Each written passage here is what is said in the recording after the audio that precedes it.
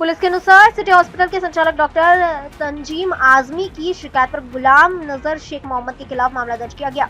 शिकायत के मुताबिक आरोपी 18 जून को पेट दर्द और शौच में परेशानी के चलते अपनी पत्नी के साथ अस्पताल पहुंचा था। आयुष्मान कार्ड नहीं होने के बावजूद डॉक्टरों ने उसका इलाज शुरू किया।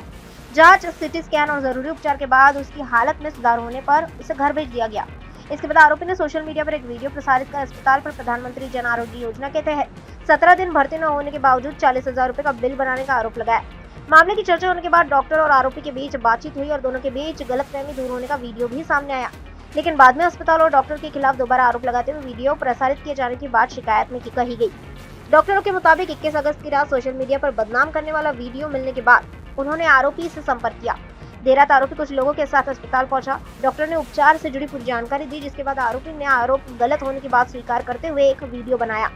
हालांकि 22 अगस्त को आरोपी दोबारा अस्पताल पहुंचा और सोशल मीडिया पर बदनाम करने वाला वीडियो वायरल करने की धमकी देते हुए 2 लाख रुपए की मांग की, ऐसा डॉक्टर का आरोप है।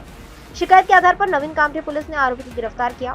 इस बीच सोशल मीडिया पर आरोपी के परिवार द्वारा उसे जबरन ले जाकर अपहरण करने का दावा करने वाली रील सामने आई।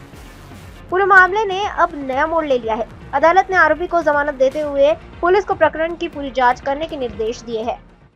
पोलीस ठाणे नवीन कामठी हद्दीमध्ये डॉक्टर तंजीम आजमी यांचे सिटी हॉस्पिटल आहे।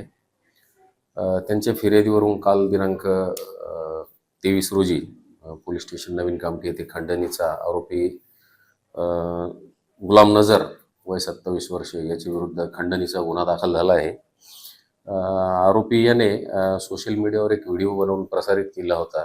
त्यामध्ये डॉक्टर यांनी त्याची फसवणूक केली, आर्थिक फसवणूक करून शासनाकडून पैसे उकळले असा त्या मध्ये मजकूर होता। त्यानंतर काही वेळाने आरोपीचा माफीनाम्याचाही व्हिडिओ प्रसारित झाला होता डॉक्टरांमधून गैरसमजातून अशा प्रकार झाल्याबाबत।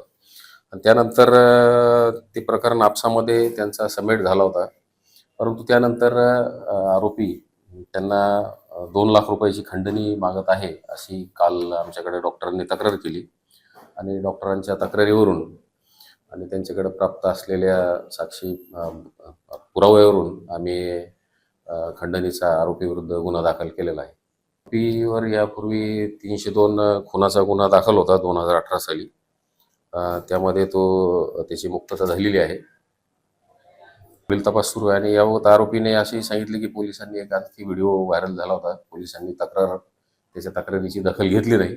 आरोपी पोलीस स्टेशनला आल्याबाबत सीसीटीव्ही मध्ये रेकॉर्डमध्ये आहे आणि त्यानंतर आरोपी आणि त्याचे मित्र काही येऊन त्याबाबत त्यांनी बाहेर चर्चा केली आणि तो पोलीस स्टेशनमध्ये न येता परस्पर निघून गेला। त्याबाबत त्याची स्टेशन डायरीला नोंद देखील आम्ही केलेली आहे।